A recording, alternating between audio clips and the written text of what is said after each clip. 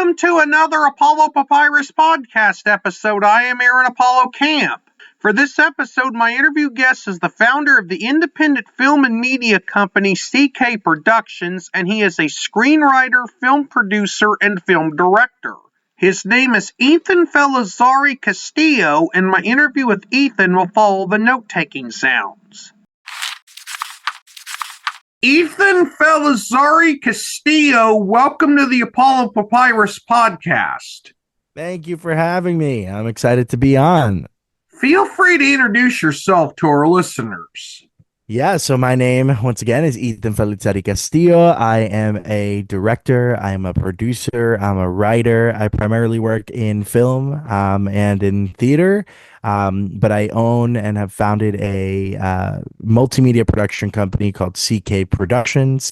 We produce all kinds of projects in the creative arts. So we primarily, again, work in the film space. We work in the theater space. We work also in music. We work in like film and entertainment marketing. So we do a bunch of things, but we tend to work primarily on narrative projects and on original stories. So and we try to focus on stories from unique voices and people who often don't get the same platforms. And one thing we pride ourselves in doing is keeping our projects entirely 100% independent. So, as you mentioned, you founded your own multimedia company, CK Productions, and there are several sub companies of that. Yeah. How did you get started in the film industry, and what motivated you to start your own, as it started out as a film production company? Yeah, so it actually started off doing theaters where we really started. We started doing theater back in 2013. That's when we started the company. I was actually still in high school. It was just me and a few friends trying to put on our own shows. I wanted to direct. I had friends who were actors. I had friends who were, talented musicians who wanted to be musical directors and all this stuff. So we, worked together and we made a theater company, which was extremely cool for us to have done. And looking back on it, I'm like, whoa, I can't believe I did this when I was in high school. And it grew and grew and grew. Eventually we opened up one theater on Long Island in New York, and then we did another theater, which is great, and they were both 200 plus seat theaters. It was a really fantastic experience. And somewhere along that way, in the first few years of doing theater, we found film. We got the opportunity to work on a web series that never ended up actually coming out, but we worked on a little pilot episode for the web series, and then I ended up doing a short film from that ended up coming out, and it did really well in festivals. And I'd always been a film lover and a theater lover. I grew up going to movie theaters and going to watch live theater. My parents are both very into the arts. They are not in the arts themselves, but as consumers, they love the arts. So I kind of got bit by the bug to love it. And then when I was about 12, 13 years old, I knew I wanted to fully pursue it. I always knew I wanted to do something in entertainment, but this really was the calling came when I was about 13. I started acting and got into film, got into theater, and led me into directing and producing and whatnot. So, when we started, it was very humble. We were doing things with whatever we had available to us, whatever resources we had. But the first short film we did, La Sangre en Nuestras Venas, which means the blood in our veins, it was a very poignant family drama, and it really inspired me to tell a certain type of story with a certain type of focus, and now we're making films that are much bigger, and we are continuously growing and growing and growing, and it's still just a few of us running it. It's changed over the years, but we're passionate and we love it. So yeah, it's been a journey though. We're now year 11 plus 11 and a half, going on 12 years, which is crazy. So it's really been quite a journey. I have a few questions about your work as a screenwriter, as this is a writing-oriented podcast. But before I ask those questions, what kind of projects do you gravitate towards? I find that I gravitate towards projects that are focus on real world issues. That's not to say I don't like fantasy projects or don't like projects that are world building or, world bending in some capacity. As a fan, I love those, but as a producer, And as a director and even as a writer, I tend to find that I want to write stories that are based in reality, even if it's expanding on what that reality is. So real world stories that are about real people who are really going through stuff in the world. Like right now, the film I'm working on, it's a feature film that I got to adapt from a play. I adapted it with the original playwright. We did it together, and it's about the migrant crisis, but told from the perspective, a very unique perspective of a border patrol agent. And basically, it's a young border patrol agent finds a teenage migrant in the Yuma Desert in Arizona, and it sort of forces her to, change her way of thinking, her life, and how she goes about not just her job, but also as a human. And that kind of speaks to the stories I like to tell. They're timely, but oftentimes they're stories of the real world and things that are going on. But one thing I really like to try and do, I'll be honest, is I really like to focus on telling stories from the perspective being a little bit unique, because what I find is that conversations are so much more nuanced, and we as a society oftentimes we just view things as black or white, right or wrong or whatever, right? And it's just things are not like that. The world doesn't really work like that. Something like the border crisis or the migrant crisis is it's a much larger conversation that needs to be had when talking about it. Or, I'm working on another film that I just recently signed on to produce that is about trans people, and it's about specifically trans love. And, that's a very specific kind of topic, and it's a nuanced topic, and, talking about transitioning and what that is, and, telling it from different types of perspectives rather than just saying this is right, this is wrong, and pointing fingers at people, because that's how we've gotten in the mess that not just our country, but the world is in right now, where it seems everyone's so divided. So that's what I tend to gravitate towards, is like those nuanced real world stories, and both as a writer and as a director, and I guess, as a producer as well. As a screenwriter, how many films have you written, and what are some of the more notable films that you've written? Oh man, I mean, I'm fairly I don't know if anything I do is gonna be the most notable stuff in the planet. But I've done a few things. So I actually just wrote a short film called Cosquillas, which means tickle in Spanish.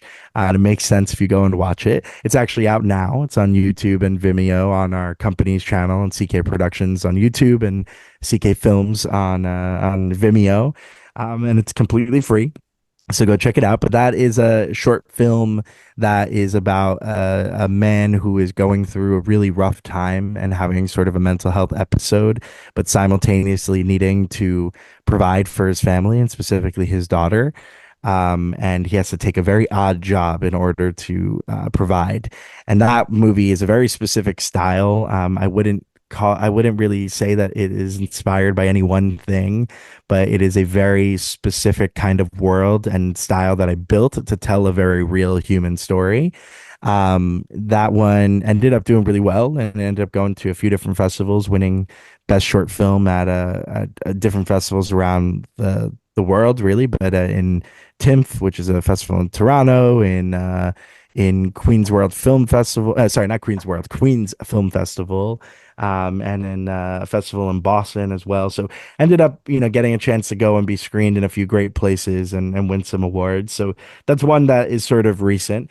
I've also written a few other shorts or features that are coming out soon or that are, being worked on. So, I have a lot of my writing is definitely coming out soon. So I'm really pumped about it. But also on the theater side, I've written a few things. So I had a musical called Turkeys Go on Strike.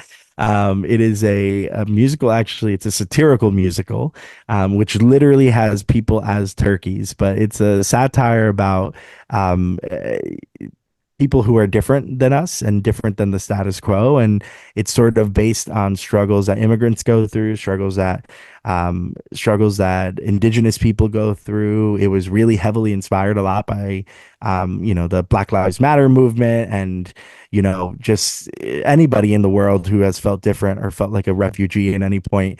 And it's a very silly musical. It's sort of like a SpongeBob episode, is how I've always described it, but it has real heart and a real meaning and a real message to what it's trying to say.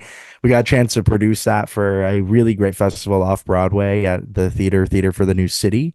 And you know, we're still trying to get that musical developed. Right now is really hard, unfortunately, for theater. Post COVID is a very different kind of world in the theater industry, but it's one that I really believe in, and I hope one day we are able to produce it on a really large scale because it's a musical that means the world to me. I started working on it in 2015 and we finished it in 2018, 2019, and have performed it in a few different places in different ways. And it's just been a dream come true to have that piece. So I'm excited to see where that one goes. But yeah, my most notable one is definitely my feature that we're working on now that we're shooting in late spring. It's going to be called Backyard Desert, and that's the one I mentioned before about the migrant and the border patrol agent. It's a very heavy film. But that one I got a chance to adapt that screenplay, like I mentioned, and that was something I'd never imagined I would ever do, is grab a play and turn it into a film, you know, as far as a writer. And it was such a tremendous and interesting experience that I'm so excited to do more of. I'm so excited to adapt more things, whether it's novels or IPs or whatever it is, plays, anything. I find that I really enjoy grabbing things that weren't meant for the film medium and seeing how they can fit into that medium. So What is the screenwriting process like for you? it's different. Every project is different, man. I'll be honest with you. Like I love approaching something from a perspective of um what am I trying to say first, right? Like I think that oftentimes I let the screenplay tell me what I'm trying to say by the end of it. But I like to think of like what's the general idea of what I want to accomplish with this, because it helps inform me a lot. And I think some writers work differently, but for me, it helps me to know what my general idea is going into it. I don't outline much, which people find very interesting. But when I approach a screenplay, I kind of just go for it and I kind of just let it kind of come out. You know, I usually do a one or two pager where it's just like, here's a summary of what I'm doing. Here's what I want to get out of it. Here's the tone. Little notes about what I'm thinking the visual style is going to be, which oftentimes ends up changing. And then I always put like a handful of characters I know I may want. And then I just kind of go and I start on page one and just go all the way to the end.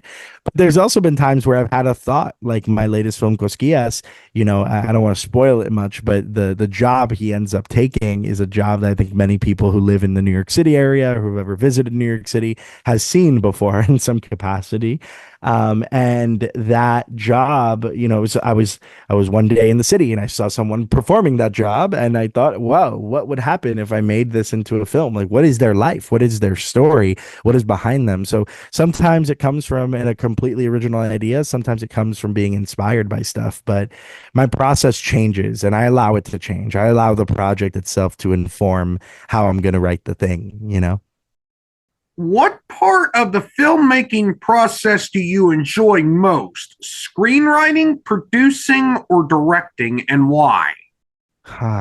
What part of the process do I enjoy most? It's honestly all of it. I was having this conversation on another podcast actually, but I was talking to the host of that show, and we were talking about the how hard it is to wear all three hats sometimes, and I think that applies with your question too. It's not that I like any part of it more or that I prefer anything more, but it's interesting to wear all three hats. I don't always do it.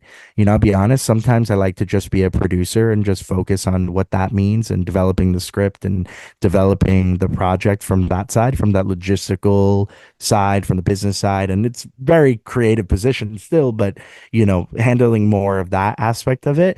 But then other times I love to be behind the wheel and be the director. When you're the director, you are taking control of the ship. It's your vision that ends up being portrayed on the screen. But as a writer, what's also so freeing is that you don't have to deal with the confines and the constricts of a budget. You get to just kind of create, and everything is possible. So each one of them I love so much. I think to answer the question in a way that makes sense for me, when it's writing, it's about the idea that everything is possible. When it's directing, it's the idea that my vision gets to be the thing that gets to be put onto that screen and I get to really have a voice. And when I'm producing, it's the idea that I get to see a project from idea all the way through to the very end. And when you combine all three, it's always really special. It's extremely tiring, but it's definitely very special to do all three. And I've done it quite a bunch. Usually when I'm directing and writing, I'm also producing. So it's been a lot of wearing all three hats, but I enjoy it and I wouldn't have it any other way. This is a question that I'm going to ask because of the recent efforts by the Donald Trump administration to eradicate diversity, equity, and inclusion initiatives in the U.S. federal government. How does being Latino affect how you navigate the landscape of the entertainment industry? Being Latino is everything to me. I'll be honest with you. I love, and I'm so proud of the fact that I come from a Latin background and have a Latin family. It's a very special way to grow up, to be American, but to have that culture in your soul and in your heart and in your family. My family's from El Salvador. It's a very small country in Central America, and you know, it's I take that with me everywhere I go. I take being Latino everywhere I go. I mean, my last name, being Felizzari-Castillo, I actually, my legal last name is just a Felizari part. I added Castillo as in honor of my mom. And, my mom, when she got married to my father, she changed her name, which is not something most people do. And most people, combine the names, but in an effort, I think to really, I don't know if she admits this, but in an effort to be more Americanized, she only took one name. But I have always loved the fact and been so unabashedly Salvadoran and American, and I wanted to combine the Felizari Castillo. Both of my parents are from El Salvador, and both of them are very Latino in that sense. They're proud to be Latino as well. So, I think I utilize it every day, and I don't find it as a hindrance ever. I find it as fuel. And when people try to bring me down in any capacity, I don't let it stop me. In fact, I let it inspire me.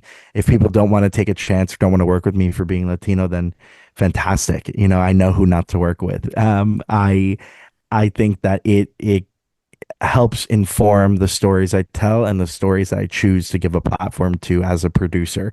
It helps me say, I'm going to prioritize these Latin voices because we need to hear these stories over other stories and other voices because they may not be as important in this moment in time. And I need to put on for my Latin brothers and sisters.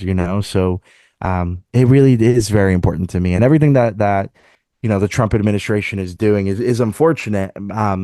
Because I think DEI has been used as like a political tool to hide behind racism. I don't think that it's actually used. I don't think people fully understand what it is and what it means. But the idea has always been that, so many people didn't have a seat at the table, and DEI allowed that people would get the opportunity to have a seat at the table.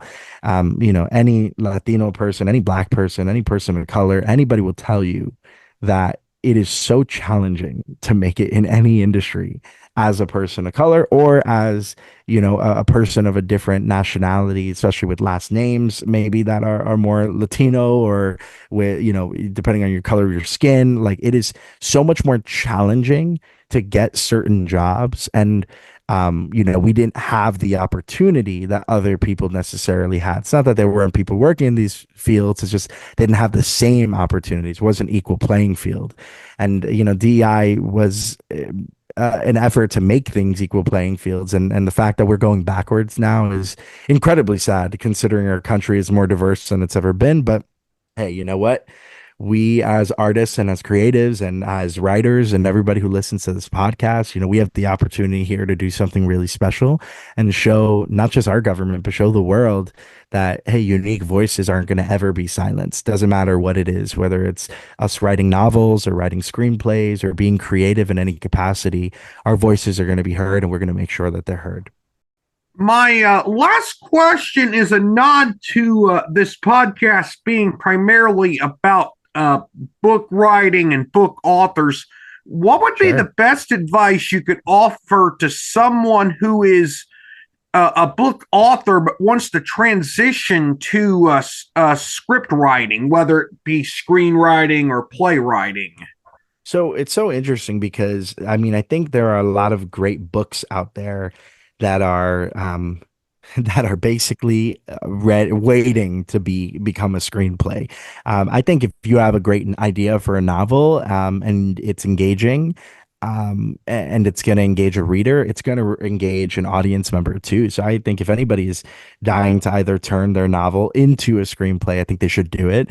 But otherwise, I think if you just want to write a screenplay, write it. I think a novel is, I might say something a little controversial here, but I think a novel is harder to write than a screenplay. A screenplay is, one of the best ways I've ever been described what a screenplay is. A screenplay is a guide for the people who are on set. It is not Bible. It's nothing but a almost like a roadmap to this is what actors are doing. This is what's happening in the sequence. But then a director comes in and a DP comes in and crew members and production designers, all these people come in and touch this thing and find what it means to them and make your vision come true, but in their own unique way. Whereas a book, what's on the page is what's on the page, and it allows you have to be so concrete in what your vision is. So a screenplay, becomes a little bit easier in the sense where it's not only up to you to turn it into what that final product is for an audience member. Whereas a novel, I think it's mainly up to you to turn it into what that is. So I think if anybody wants to do it, just start, go get one of these programs. So many great programs out there to help you format a screenplay professionally, but programs like Celtx, spelled CELTX. There's a free version that I think everybody should have if they want to write screenplays, and you should write that idea that you had for a novel, turn it into a screenplay, see if it works. And reach out to people like me, people like me who are up and coming as well, who want to work with more people. I'm always down to work with more people. I'm always able to be able to chat with people or give advice. And I think that writing a film, there's nothing like it. It's such a special thing. So if you want to do it and you're interested in doing it, I think you have to go out and do it. It's special. Ethan, you were an amazing guest for the Apollo Papyrus podcast, and I thank you for appearing on here. I really appreciate it. I had a blast, and I hope everyone listening, got a chance to dive into the world of film and theater and screenplays in a different way, maybe. This is the first of many podcast episodes this month, so check back often for the latest Apollo Papyrus podcast episodes. This is Aaron Apollo Camp reminding y'all to find your writing and reading purpose. Bye for now.